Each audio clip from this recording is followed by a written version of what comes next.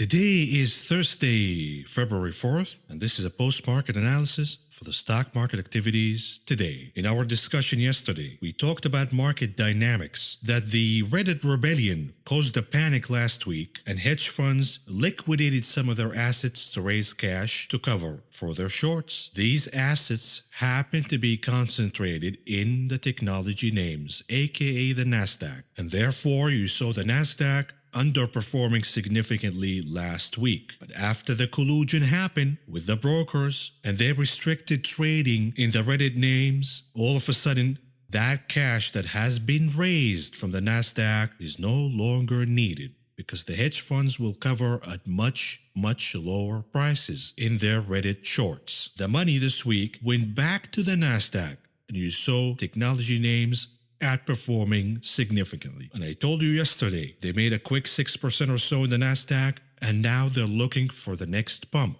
Where will the money flow next? And my guess was the IWM small caps, specifically the reopening names. And you saw that exactly happen today. The IWM outperformed all other indices. Matter of fact, the Nasdaq was lagging significantly until the last hour of the day, when we played catch up and you saw the massive green candles going higher. Now, old viewers remember, we used to cover the rotation trade from technology to the reopening names, from the stay-at-home names to the reopening names. But we stopped doing that because that theme died after December. My guess is we might see a revival of that rotation trade because everything else in the market is bloated. The pockets of value are where? Casinos, cruises, airlines, the reopening names. And I expect to see inflows to these names as we start to reopen the economy once again. So are we going to bring back the rotation trade coverage? Perhaps. We need to see a confirmation tomorrow and perhaps next week to start covering the rotation trade once again. But for now, the dynamic that we have in the market is the Reddit rebellion, aka the sheep portfolio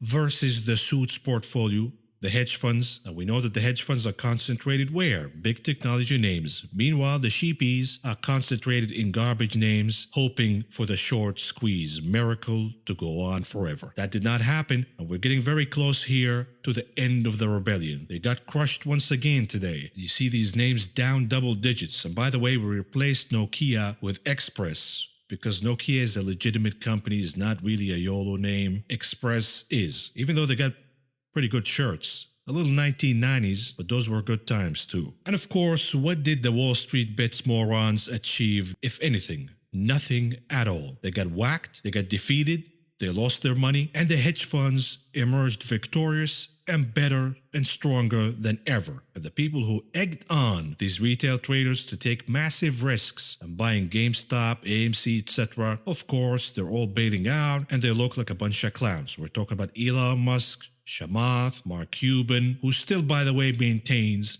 that you should hold. Bad mistake, Mark. What are you doing, man? I used to have a lot of respect for you. I've also heard from Davey Barstool. Davey Barstool was egging retail traders to join this purposeless holy war against hedge funds. And we know that Davey Barstool actually joined the Reddit warriors and lost money, and he got out of the trade. So we have a lot of bag holders here. And of course, their whole purpose, the propaganda in the media, sticking it to the man and the rise of the common man against Wall Street, all the bullshit that we have exposed in this channel from the very beginning. So let's give you a little updates here on sticking it to the man. Here it is, according to my source, and this person happens to be a big Melvin Capital investor. Melvin Capital investors are standing firm with Gabe Plotkin and planning a massive injection worth billions of dollars to replenish the fund's assets, currently standing at $8 billion.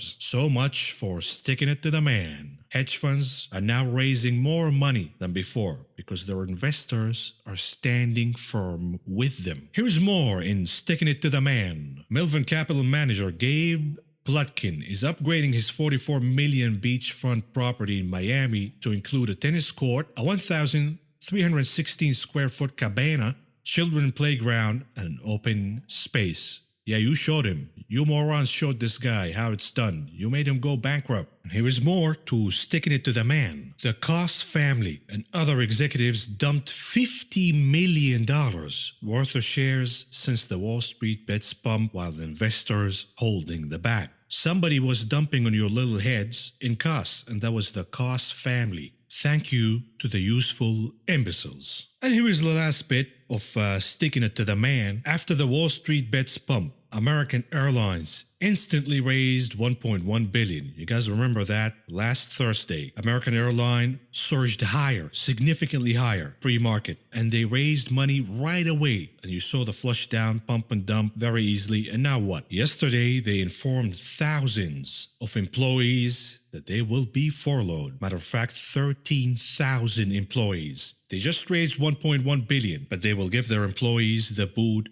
anyways. So what was accomplished from all of this rebellion? Absolutely nothing. Ugats. Nothing but a bunch of bag holders. What happened in GameStop stock will happen in the broader market 100% guaranteed. With that out of the way, we do have a market to cover. And here we go. The Dow Industrial Average closing in the green by 332.26 points, or a gain of 1.08%. The Nasdaq in the green with 167.20 points, or a gain of 1.23%. The S&P 500 closing in the green by 41.57 points, or a gain of 1.9%. The majority of these gains happened at the last hour of the day. We saw a massive pump higher, and we will find out tomorrow if there was a legitimate reason behind the pump during the last hour of the day. Perhaps some stimulus news got leaked. We will find out tomorrow. Now, what about the sector's performance? Leading the pack and capturing the gold medal, financials, number 2 for the silver, technology. Coming up number 3 for the bronze, industrials. And by the way, the cyclical trade, the inflationary trade, we're talking about what? We're talking about financials, consumer cyclicals, industrials are outperforming significantly at the beginning of the day. Technology played catch up during the last hour or so of the day because we saw a rise once again in the 10-year Treasury yield. The laggards of the day, basic materials, energy, and consumer defensives.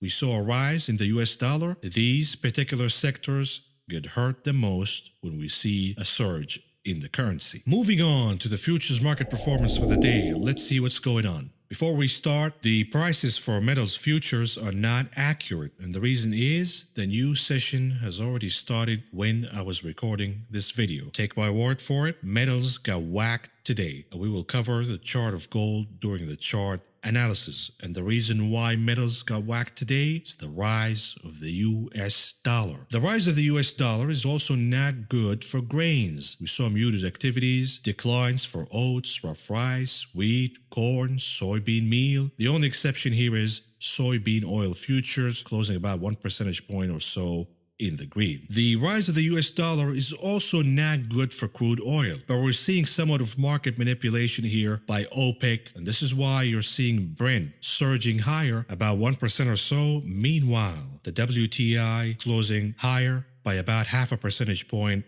or so, lagging the Brent. And once again, earlier in the week, we saw a pump in silver specifically, and I told you then, don't trust the pump in metals or in silver. Always trust King Dollar. In this case, I'm telling you the same. Don't trust the move in crude oil. Trust what King Dollar is doing. What about meats? Modest gains across the board, led by live cattle, feeder cattle, and then lean hogs. What's going on in softs? Muted activities for sugar, coffee, and cocoa. But we saw gains here for cotton, lumber, and OJ. And by the way, I bought some OJ futures today, playing a technical bounce, and I did buy the contract next in front. We will see if the bounce will continue or if we're gonna get murdered. We're in Team OJ here. And by the way, here's a bit for grains and food prices in general. Global food prices have reached their highest in almost 7 years. But somehow the Federal Reserve cannot see inflation anywhere. I don't think they have good optometrists over at the Federal Reserve.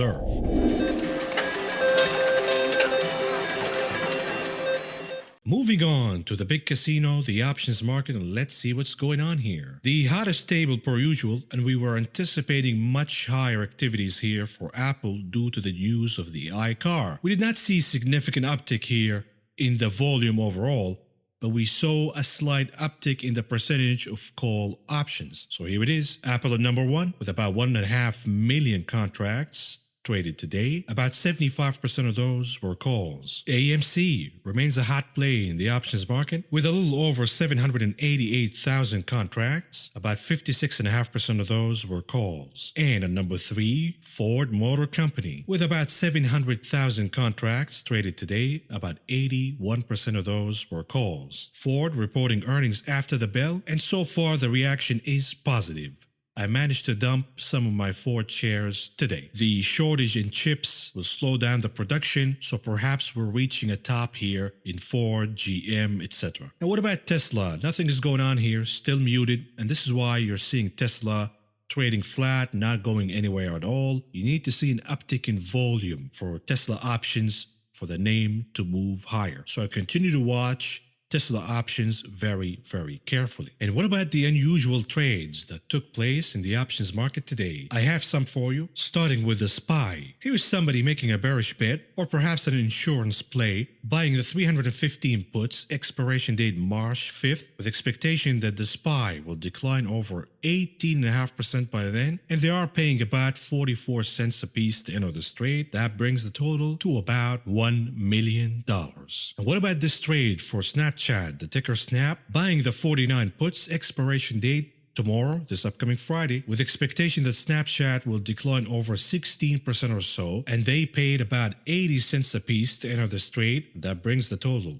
to about $1 million. Now, Snapchat declined after hours because of the reported earnings, but they declined about 8% or so. So perhaps this trade is a losing trade, but it is a lesson for people watching the options market that sometimes, even if the bet is correct, you will lose money on the trade if you don't give yourself enough time, because there is the intrinsic value of the option and there's also the time value. And when you pick an options trade expiring tomorrow, you're pretty much leaving yourself no time at all. You're rolling the dice. Here's an interesting one for the ticker TME for 10 cent music. The name was down over 4% today, and somebody's betting on further declines here, buying the 23 puts, expiration date March 19th, with expectation that the name is going to decline over 9% by then, and they paid about $1 a piece to enter this trade, bringing the total amount to about $800,000. And what about this trade for the IWM, buying the 198 puts, expiration date February 26, with expectation that the IWM will decline over 9.5% by then. They are paying about $1 a piece to enter this trade, and that brings the total to about $800,000. Here's another interesting one for Bank of America, the ticker BAC. Inflation continues to rise higher. The 10-year Treasury yield continues to rise higher. People keep telling me, are you bullish on anything? I keep telling you I'm bullish on financials. Are you deaf or what? Here's Bank of America, a bullish bet, 35 calls, expiration date April 16th, with expectation that the name is going to rally over 7.5% by then, and they are paying about $1 a piece to enter this trade, and that brings the total to about $700,000. Here is a big trade for Etsy, the ticker ETSY, and they are making a bullish bet, buying the 250 calls, expiration date March 19th, with expectation that Etsy is going to rally over 13%, and they are paying about $10 a piece to enter this trade, bringing the total to about $7 million. Perhaps somebody's coordinating with Elon Musk here to make a positive tweet once again about Etsy. What about Walmart? The ticker WMT. Somebody's making a bullish bet, buying the 152.5 calls, expiration date February 26, with expectation that Walmart is going to rally over 7% by then, and they are paying about $1.10 a piece to enter this trade. That brings the total to about $700,000. And here is the last trade of the day for Square. Somebody's buying the 270 calls, expiration date February 26, with expectation that the name is going to rally over 13.5% by then, and they are paying about $5.20 a piece to enter this trade, and that brings the total paid to about $3.5 million. We saw positive earnings from PayPal, and the name reacted positively. Square rallied along with PayPal but somebody's making a bet here that Square will rally further once they report their own earnings. Moving on to the headlines that shape the day, starting with some housing news. More than 30% of U.S. homeowners are considered equity rich, meaning their property was worth twice as much as the underlying mortgage. What does that mean? This is a seller's market, not a buyer's market. We're seeing a housing bubble. So if you're sitting on your property, this is an opportunity to take a home equity loan because you might not see these prices once again if the bubble pops. So it is a great opportunity to use the home equity to raise some cash, perhaps invest that cash or create new projects, whatever it is. But you're perhaps not going to see this opportunity again for a long time. And since we're talking about the stimulus and the new round of PPP loans and checks, etc., here we have news about the Catholic Church in New York. Here it is. Investigation. The Catholic Church had $10 billion in cash before amassing billions in taxpayer-funded PPP loans. Ladies and gentlemen, as I told you, it is the golden age of fraud. If you're not committing fraud, how stupid are you right now? The money supply is through the roof. There's money floating around everywhere. Even the Catholic Church is stealing. And while we're at it, perhaps His Holiness should start a SPAC, and the ticker is PAPA. Moving on to more macro news. Today in the morning, we received information regarding labor productivity. Here it is. Sharp decrease in Q4 productivity, which fell minus 4.8%, the worst since 1981, versus minus 3, that was the estimate, and a gain of 5.1% in the prior quarter. Massive decline. But here's the catch. We're talking about inflation here. Unit labor costs up 6.8% versus minus 7% in the prior quarter. Employee hours up 10.7% versus 37.1% in the prior. Real compensation minus 0.6% versus minus 7% in the prior quarter. What does that mean? Once again, say it with me. Hello, inflation. Every single piece of data we covered this week and last week regarding macroeconomics indicating that inflation is rising and will continue to rise higher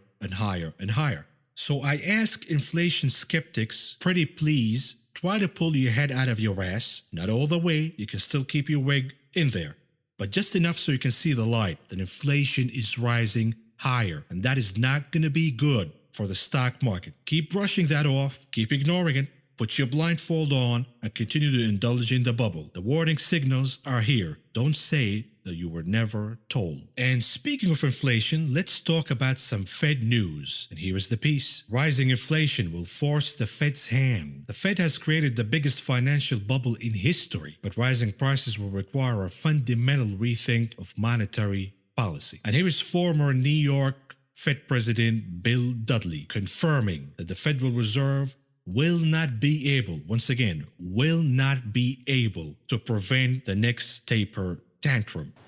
Well, that may be the policy as well, but then we go Fed meeting to Fed meeting. You've been in the crucible of this, Bill Dudley. Little sentences are given out in speeches from, say, Cleveland, from, say, Kansas City, from San Francisco, or from the pressures you faced at New York.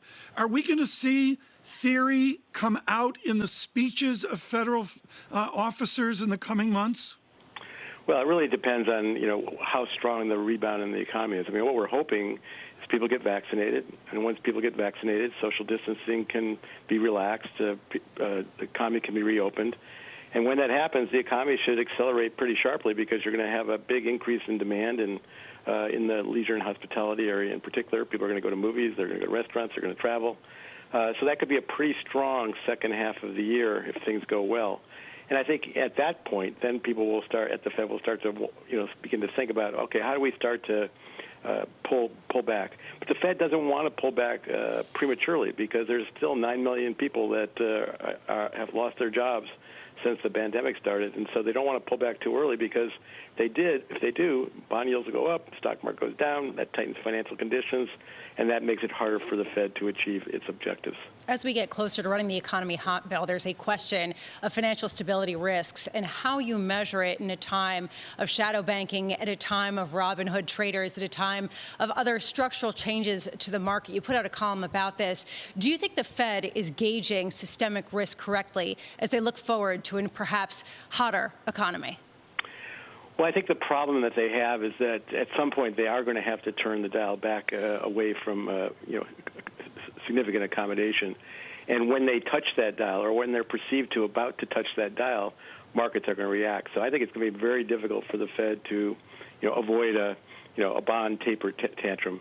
You're either all in or you're not. And at some point, the Fed's not going to be all in. And when that happens, markets are going to react. And since we're speaking about the Fed, we might as well speak about the Treasury Department and the godmother, Janet Yellen. Here it is. Yellen confirms she will be hosting a meeting this morning with the SEC, the CFTC, and the Fed regarding the recent volatility in the markets. And here is the godmother herself. As what we have seen, the activity in the last few weeks, especially when it came to the stock GameStop, which was up 400% in a single week.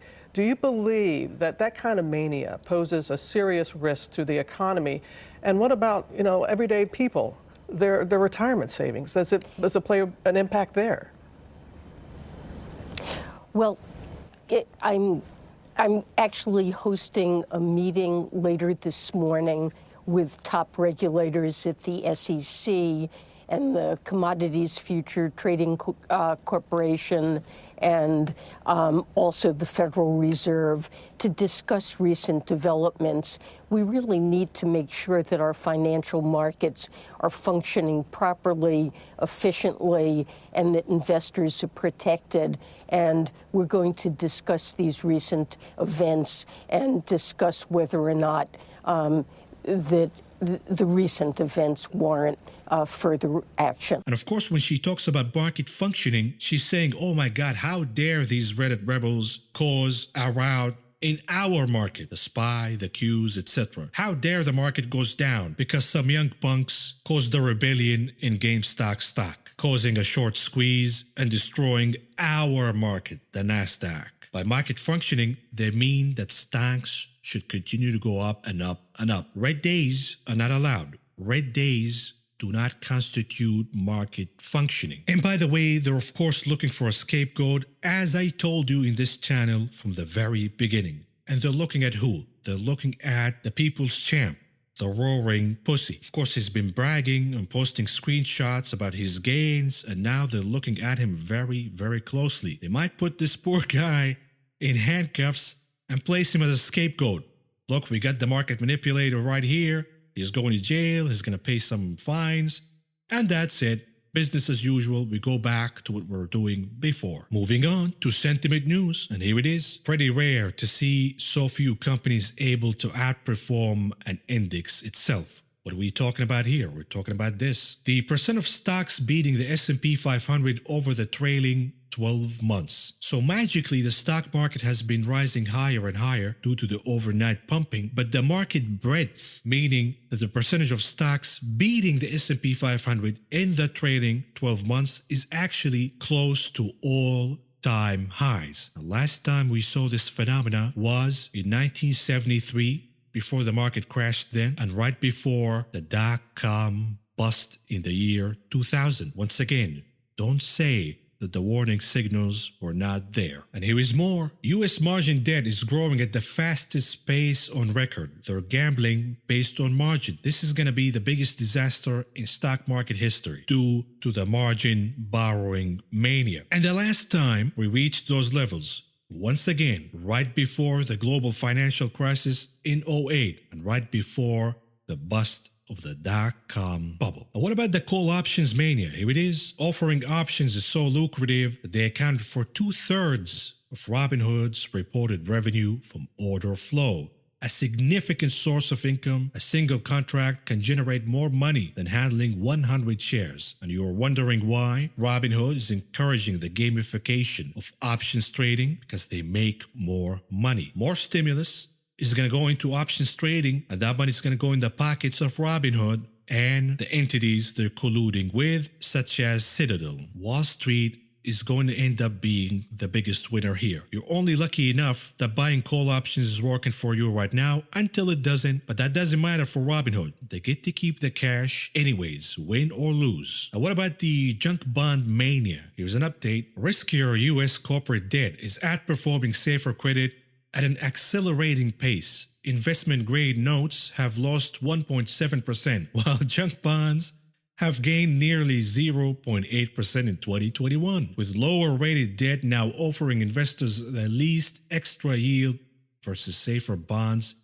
in more than a year. The biggest U.S. bond ETF, the HYG, has gotten $2.5 billion of inflows over the past week, while the LQD, this is the safe high-grade bonds, has reported $1.1 billion of withdrawals. So the mania is so severe, they're taking money out of safe bonds and they're chasing junk bonds. Is this a recipe for disaster or what? Be honest with yourself. You can be bullish right now, continue to buy stocks, etc. But be honest with yourself. Is this market sentiment dangerous or not? What about the SPAC mania? Today we heard from Hindenburg Research. They dropped a bomb in the morning, and here it is, new from us. Clover Health, how the king of SPACs lured retail investors into a broken business facing an active, undisclosed Department of Justice investigation. And we're talking about the biggest fraud artist of them all, Chamath Potato Tia. Chamath, of course, is the kind of guy who hangs around the schoolyard and he lures kids with ice cream and candy to take you where? To the back of his van. And we're not talking about an ice cream van here. We're talking about the kind of van with no windows. But the new generation of investors are too dumb to even see anything. They're in a cult. They worship anything that comes out of the mouth of Elon Musk and Chamath Potato Tia. And of course, these two continue to milk the retail trader and make money out of them. And of course, when the whole party comes down, who cares? Chamath gets to get paid from his SPACs. Investors lose their money. And tell me again how Chamath is better than the predators of Wall Street. And here is the proof that these are not investors or traders or anything at all. They're zombies high on meth looking for the next score. They're in a cult. They cannot see anything whatsoever beside what cult leaders are telling them. They're going Naruto-style heads first, buying call options on Clover Health, even though it was exposed to them as fraud. I guess you cannot fix stupid. We saw the call options volume exploding in Clover Health, even though Hindenburg Research published a massive report saying that this company is a fraud, and Chamath Potato Tia did not do the due diligence before he robbed the retail trader. And by the way, what is Chamath doing? He's taking shirtless pictures of himself. And since we're talking about the SPAC mania, here it is. Alex Rodriguez, SPAC slam files for 500 million IPO. Why not? And the ticker here will be AROD. And since we're seeing all of this mania going on in the market, and we talked about Mark Cuban yesterday losing his mind completely and saying that valuations and fundamentals don't matter and it's all about supply and demand, as if we're selling goats, not stocks. Here is the dean of valuations of the New York Business School issuing a dire warning and keeping it real. More broadly, Cuban's point, and I'm sure he'll accuse me of oversimplifying, but I think his general point was that equities at this point are a tool to trade or for yield, and that there's really no interest in equity owners in looking at true fundamentals. He thinks that might be an outdated way of looking at that asset class. What do you think? Well, markets have always been a mix of traders, people who care about price and what happens to price, and people who care about value. And each group needs the other. And so value investors need traders to provide liquidity. Traders need value investors to provide a sense of balance. And I think markets get into trouble when one group gets much too large. So Mark's point is right. This is a market driven by traders. On any given day, we try to explain what happens to the price of any stock. It's more to do with mood and momentum, and in the case of GameStop, revenge, than it has to do with fundamentals. But there's an underlying reality that none of us can run away from, which is these are shares of companies, of businesses. And ultimately, if the numbers are not there, the earnings and the cash flows, perception alone can't keep the price at whatever you want it to be. Oh, but who's this guy? Who's this guy? The dean of valuations. He doesn't know anything at all. I'm up on my SPACs and check out my gains, bro. This guy's a suit. This guy's a boomer. This guy's a short. We, the Robin Hoodians, we are the new dean of valuations. Diamond hands, bro. So that is, I think, the reality we cannot lose sight of. So you don't think it's a matter of if you can't beat them, join them? Well, you can join them with the caveat, which is, you know what, you need to know when to get off this elevator, because momentum works until it doesn't. The people who make money on momentum are the people who can detect when momentum shifts. So if you want to be a trader, but be aware of the fact that you've got to sense when the momentum is shifting. That's a very different game. If you're good at it, you can make a lot of money. But if you're not, I mean, you're going to get slaughtered. And here it is. You heard it. His words, not mine. You will get slaughtered. Ignore the fundamentals. Ignore the facts all you want. The game can go on and on and on, but the end result will not change. You will get slaughtered. When euphoria turns into arrogance, watch out. Chamath, I don't know if we're doing Mark Cuban justice here. My sense is not that he was just describing this moment, but that he was saying things have fundamentally changed and that some of those measures just don't matter anymore in a digitally driven economy. I disagreed with that and still do, despite his arguments. It strikes me that a danger here is that we could be entering into a period like exotic mortgages, right? But for this decade, where there are people saying the rules are different now, let people borrow because the assets are only going up, flipping stocks like flipping houses. I'm not for infringing on people's personal freedoms to trade stocks, but I wonder about when you have these app platforms that are allowing free trades, encouraging trading on margin regardless of a trader's experience, encouraging options trading. Is that a responsible system? All right. No, John, you're not supposed to protect people from doing dumb mistakes. They're allowed to do dumb things with their money. They're allowed to get slaughtered. This is how America works. Prey and predator. The prey chases the lottery ticket. They go all in. They ignore all the facts. Why? Because they're greedy, they're stupid, and they operate based on FOMO. And the predator keeps the game going and going and going until they reach their targets, and then they slaughter the prey. This is America 101. We need not regulations to prevent people from doing dumb mistakes with their money. You know what, I have serious concerns about restricting people from trading because let's face it, institutional investors are momentum players too. They dress it up better. And to be clear, I am not talking about restricting people from trading at all. I'm talking about when you have platforms that are not, I'm not talking about restricted, but are encouraging, gamifying certain types of behavior. It reminds me of what we had 15 years ago, where there were people pushing exotic mortgages, perhaps on a public that was not suited for those particular structures. No, I think that when people trade, I think they have to remember a reality that's been true in investing for as long as investing has been around. More activity almost always hurts you. So when you have platforms like this that encourage you to be more active, to trade more, the end game is in a sense already pre-written. You're going to end up losing this game. So from that perspective, I don't think it's a good idea to be encouraging people to trade constantly because there is no way you can win that game, especially when you're trading against people who have better resources than you do. You got to pick your game, and this is not a game you can win. Now, the question is, that cat's out of the bag. You can't put it back. What is it that'll teach people that lesson? And unfortunately, the only way people learn is through pain. No, the pain comes from having a correction, from losing your money. And it's in this case, it's going to be money that you can't afford to lose. Tuition money, mortgage money, money you shouldn't be playing with. And I think, unfortunately, that's the only way people learn because, you know, we can tell them, we can lecture them, but it sounds like you're telling them not to do things that other people are doing, and it's not going to work. So that's the unfortunate truth is pain is the only real long-term teacher of that lesson, and that's going to play out. And here it is. That's the conclusion. At the end of the day, some will learn the easy way. That is just 1% of all investors and traders. That 99% will have to learn the hard way. They will get slaughtered. They will lose their money. They will go back to corporate slavery.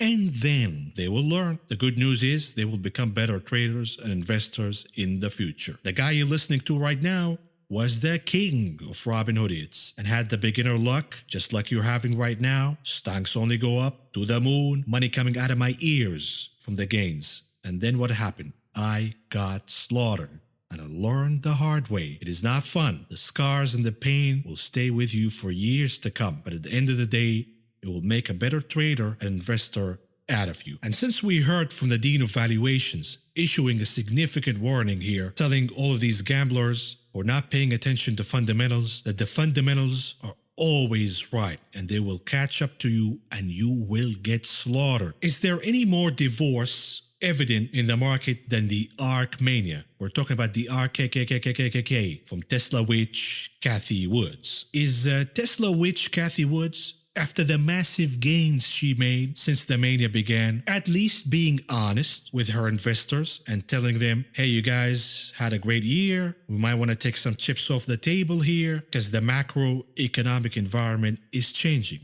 Of course not, because Tesla witch Cathie Woods is also in the business of milking the retail investor and squeezing every last penny from them to place in her pockets. First of all, I'm thinking of our clients every day, all day. And truth be told, all of my IRA is in our funds and GBTC, which is the only way I can gain exposure to crypto, or at least Bitcoin there. So I'm in there with you. We're aligned. We're on the same team. That's great. Haha, that's great, right? Yeah, of course it's great. Let's get slaughtered together. Even though you guys get slaughtered and you lose the money, I, Tesla witch Cathie Woods, get to keep the billions of dollars that I collected from fees by selling you this packaged, overpriced garbage that I call ETFs. But the other question, are we in a bubble? I do not believe so.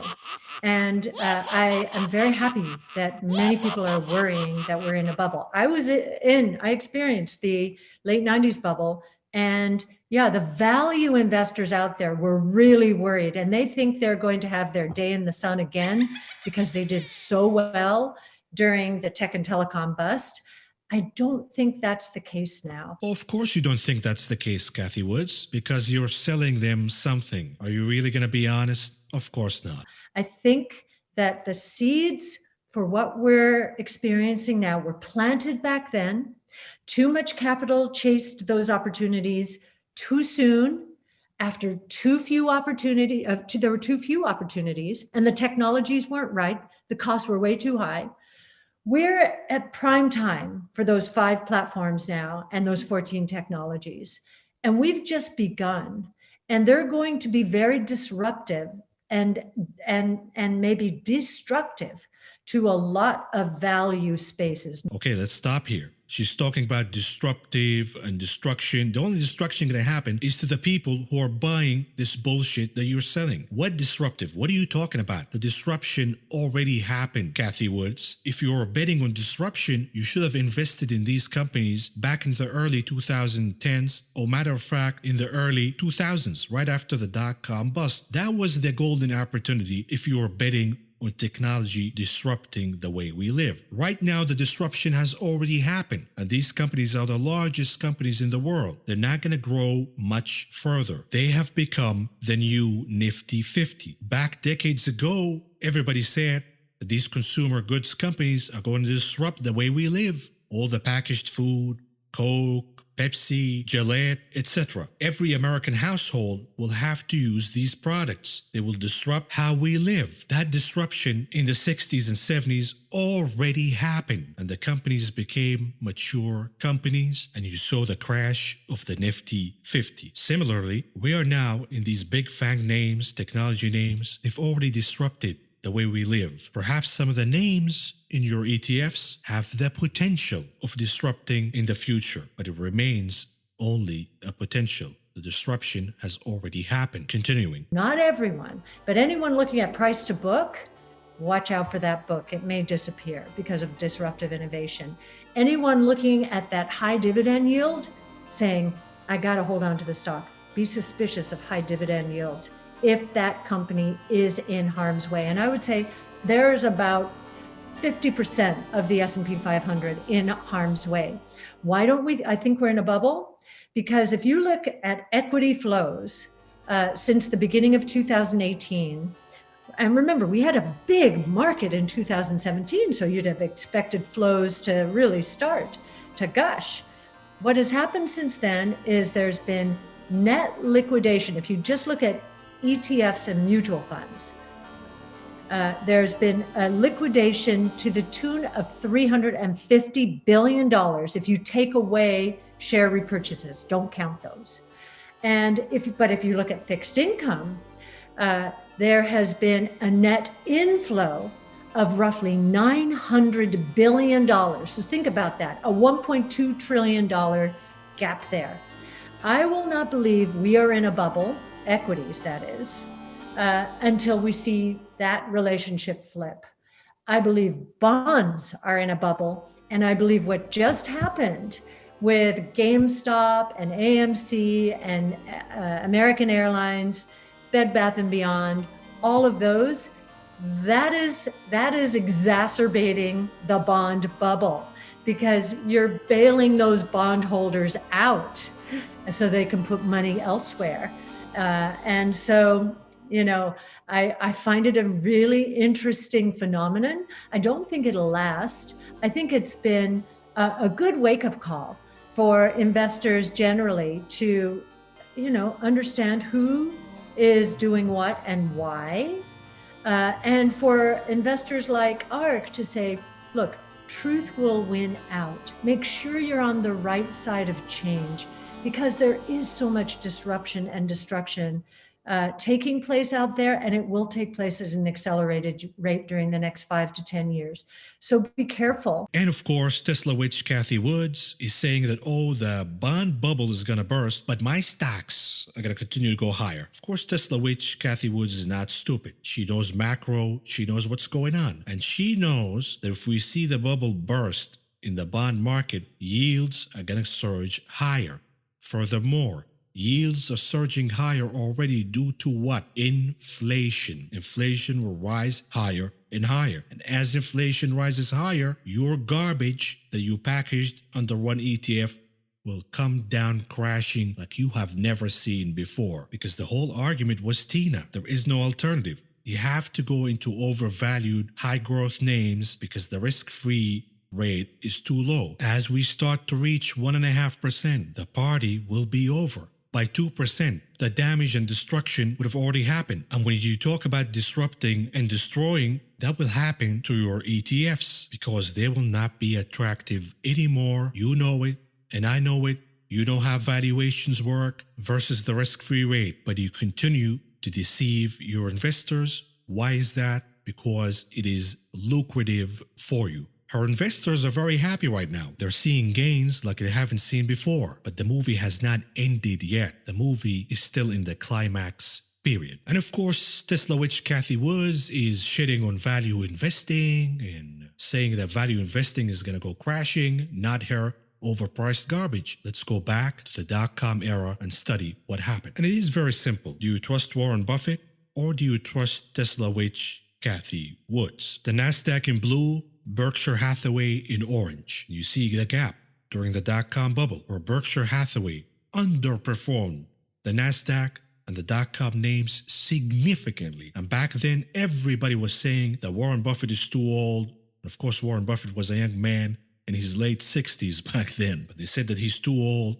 he's out of the game, he doesn't understand the future. And we, the Robin Hoodites of that era, they're called the dot-com bros. We are the new Warren Buffett. Well, guess what happened? The party came down crashing, and the discipline, fundamentals-based investing of Warren Buffett proven supreme once again, outperforming the NASDAQ for over a decade. Fundamentals-based investing will always win, regardless of which era we're in. Moving on to the heat map analysis, and let's see what's going on here. Some profit taking for Microsoft, Google, the big technology names. The only outperformer here is Apple, due to the iCar news. The outperformance, as I told you yesterday, will be from the reopening names and the inflationary names. What are we talking about here? We're talking about financials. Massive gains for financials. Bank of America up almost 3%. JP Morgan up almost 2% or so. Goldman Sachs, Morgan Stanley, and check this one out. US Bank Corp up over 3.5%. Once again, the morons who keep telling me that I'm too bearish and I'm not bullish on anything. I told you a few days ago I'm buying US Bank Corp. And some donkey messages me the next day saying, oh, US Bank went down. What's going on, bro? Yeah, I'm not investing sitting in front of the screen with a big jar of Vaseline and whacking off to the market tick by tick. I am seeing the long-term picture. And you saw that US Bank Corp up over 3.5% today.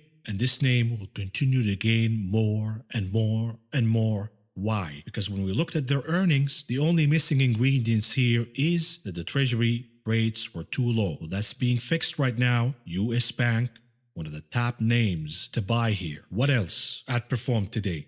Industrials, massive gains. Raytheon, Deere, up over 2.5%. FedEx, UPS reported decent earnings. When you keep telling me that I'm too bearish, you're not watching my earnings reviews. We're going to talk about UPS, and this company reported monstrous increase in cash flow. Are you investing based on the fundamentals, or are you investing based on I dug my head deep in my ass and I saw a ticker? Similarly, we saw massive gains for what? Hotels, casinos, exception of course, Las Vegas Sands, the weakness continuing in this name. But MGM finished up over 5%, Hilton up over 3.5%, the reopening names, TJ Maxx, over 2.5% in the green, cruises, we're talking about Carnival, Royal Caribbean, Norwegian. What about airlines? Similar story. Southwest closing over 5.5% in the green. I told you this is going to happen yesterday. And of course, the de-inflationary trade of technology was underperforming until the last hour of the day. We saw a catch-up in software and chips names. But the theme is very clear here. Moving on to the charts analysis and starting with the SPY 15 minutes chart. We talked about the unfilled gaps that we have left open. And today we managed to close the gap that we could not close 2 days in a row. We're talking about the 283.79 that was successfully closed today. And once that happened, you saw the SPY surging higher. What is left unfilled is the gap we left underneath on our way down and on our way up. That will be filled 100% guaranteed. And what about the continuous contract from a daily perspective? We have broken the descending line in the RSI. We are curling upward in the MACD, creating green impressions in the histogram, and we are battling the level of 3,862. So the tide has turned bullish here. And the question is, are we going to stop at that level and have the double top formation? That is the bearish thesis. But the more persuasive thesis here is the bullish one, that we will break above the 3,862 level and we will have a blow off top. The RSI and the MACD support that theory. What about the Qs from a daily perspective? Similar story here. Struggling to trade higher in the morning, going back and forth, and then at the end of the day, we saw the massive pop higher. But the moral of the story here is, let's switch to a 3-minute chart and let's see how the chart reacted with the trend line I had drawn for you. If you're a day trader, you're looking at these things very, very carefully. You saw the first attempt in the morning, the second one, the third one, trying to break above the trend line. And by the way, we filled the gap from yesterday and we started going higher. That is bullish signal number 1 if you are a day trader. Bullish signal number 2 is the breakage above the trend line and then the confirmation of support and bouncing higher. That was the moment right there at around 328.25. That was the moment that you were supposed to buy the Qs if you are a day trader and ride the wave all the way till the end of the day. What about the big picture for the continuous contract of the Nasdaq? Here is the bearish thesis. It is still intact. The double top, we will go down to revisit what? The purple trend line, and that would be about 5.5% correction or so. We started to peak just slightly above the descending line in the RSI, but it is not definitive yet. What about the bullish thesis? Here it is. We went down, we flushed the excesses, we got new blood in the trade, we bounced higher, and now we're battling all-time highs. And once we break above that level, we will have a blow off top, a massive green candle to the upside. And that could happen as soon as tomorrow. What about the IWM 15 minutes perspective? I told you 2 days ago, the IWM is starting to look more bullish than the SPY and the Qs, and you saw an outperformance from the IWM today. We're leaving a gap open there, and we have not closed it. You bet that we will go down and close that gap at some point, and we're not talking 2 weeks from now, we're talking days from now. The question is, where will we stop here in the upward trend for the IWM? We're looking at the upper limit of the channel. That would be a good point to stop and then start to trade lower, reverse, and close that gap we left open from the trading session today. What about the daily chart? Anything change here? We're back in the channel. We had the confirmation yesterday, and today we blasted higher, closer to the upper end of the channel. The MACD is curling upward. The RSI recaptured the line once again. So all of these are bullish signals. However, remember, the damage has already been done. You cannot break a trend that's been going on for months now and just recapture the trend line just like that, and nothing happened at all. The damage has been done and the momentum has been weakened. Keep that in mind, because in the short term you might see the IWM trading even higher, but that scarring will catch up to us as we go deeper into February and March. What about the Dixie, the dollar index? On trajectory, ABC pattern going higher and higher and higher every day, and the market continues to ignore what King Dollar is saying. How long will you be able to ignore this sign from the US dollar? And the number we're eyeing here is the 92 level. That would be a very good level of resistance, and you bet that the US dollar will face a big challenge at the 92 level. What about gold? What do we see here? We talked about the bearish pattern in gold, a bear flag, and I told you that I have been skeptical about any movement higher in gold. The 1870 proved to be a very strong resistance level, and now we have broken below the very important support of 1800. Very bad signal here for gold. And I know a lot of people are confused. If you're saying inflation is rising higher, how come gold is not going higher? It is because King Dollar. King Dollar is putting a stop for the rise in gold and precious metals for that matter. What about yields? Specifically the 10-year Treasury yield, the TNX, on trajectory as we've been talking about for a while now. An ABC pattern catching support to the penny from the 1% level, bouncing higher, and we expect a surge higher if we get a very good jobs report tomorrow. What about the volatility index? Massive collapse from the top, and the question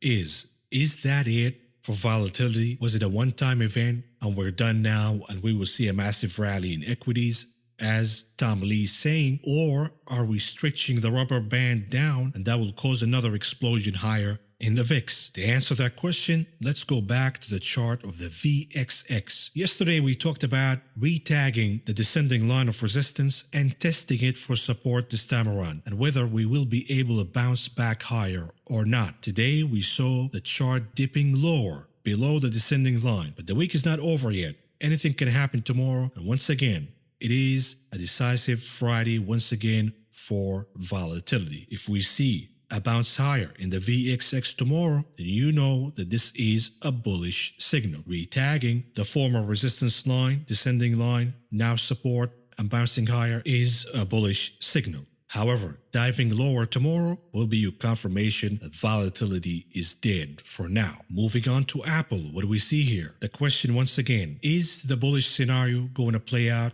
What is the bullish scenario? This is yet another higher low in the series, and we will blast higher and mark all-time highs. For that to happen, however, we need to discuss the bearish scenario first. Are we seeing a bear flag that will take us lower? How will we know if the bullish or the bearish scenario is going to win? You're going to find out that tomorrow. Closing above 138 will be the confirmation that the bullish scenario wins, and this is yet another higher low in the series. Failing to close above 138 and reversing lower will be your bearish confirmation that this is a bear flag pattern. And once again, Apple is a leading indicator to what's going to happen to the Nasdaq and the broader market. It is the most important chart to watch right now. Moving on to Tesla. What do we see in Tesla? Nothing changed. Consolidation once again. And I told you, absent of a surge in cold buying in Tesla, the name is not going anywhere. The path of least resistance is where? Lower, to go back and retest support from the trend line, which happens to be the upper limit of the channel. And you see the line in yellow. The key thing to watch here is the options volume. Very, very important. And by the way, did you guys catch Elon Musk in the morning? He broke his break from Twitter. It lasted only 2 days. And in the morning, he tweeted Doji, or what I call Dogcoin, and he was pumping Dogcoin in the morning. And you saw the name rallying over double digits. Meanwhile, he deleted Bitcoin from his biography, and you saw Bitcoin trading lower. So I guess the pump and dump in Bitcoin is over, just like the pump and dump in GameStop that Elon led. And of course, it's a matter of time before the Dogecoin pump is followed by a dump. But pay attention here. How come Elon Musk never supported the pump in silver? I'll tell you why. A pump in silver will raise the input prices for his solar panels. A pump in silver is not good for Reverend Elon Musk. This guy's a snake. You just don't know it yet. And now, let's move on to conclude this video. What do we have tomorrow in the economic calendar? The big kahuna, the big jobs report. And we're expecting a bad jobs report, meaning we have lost jobs in January. If that comes up, surprising to the upside, watch the 10-year Treasury yield. And what do we have in the earnings calendar? We don't have anything. We received all the earnings, the important ones at least, that we have for this week. And tomorrow I will produce 2 videos. Video number 1, reviewing earnings from last week. Video number 2, reviewing earnings from this week. The names that you see in the screen right now. And before I log off, let me address some of the questions and comments from the viewers. Comment number 1, or question number 1 rather. Are you bullish on anything?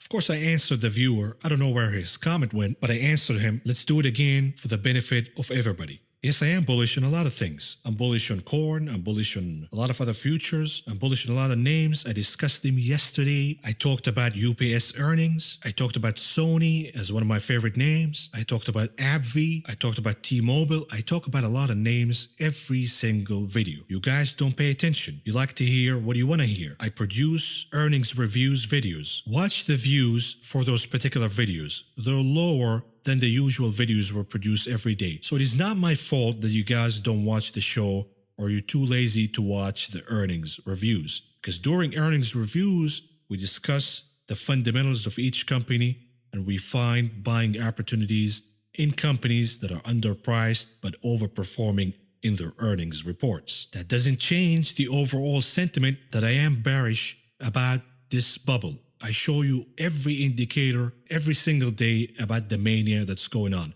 The SPAC mania, the call options mania, all the sentiment indicators. That is not going to change. But that doesn't mean that we don't have opportunities still in the market. Question number 2. Great video. Man, I got puts on GameStop when it was at 450 and all of my 2023 expiration puts went down while GameStop tanked to 80. What a scam they are. I usually don't trade crappy companies, but at 400s, it was not a brainer, but market makers faked the orders. Anyways, it's clear what the guy's asking here. He's asking that he bought puts, I'm assuming lower strike prices, and GameStop crashed significantly. It is down all the way to the 50s now, but these options actually declined in value. So why is that? Remember, a couple of weeks ago, I bought the $10 put options expiration date March 19th for GameStop. I bought them for 20 cents a piece. The next week, the following week, GameStop exploded higher, all the way to 500. Guess what happened to those put options? They appreciated in value by the tune of 800%. Now, the same option is down in value. Why is that? And I told you why I closed my options when I closed them.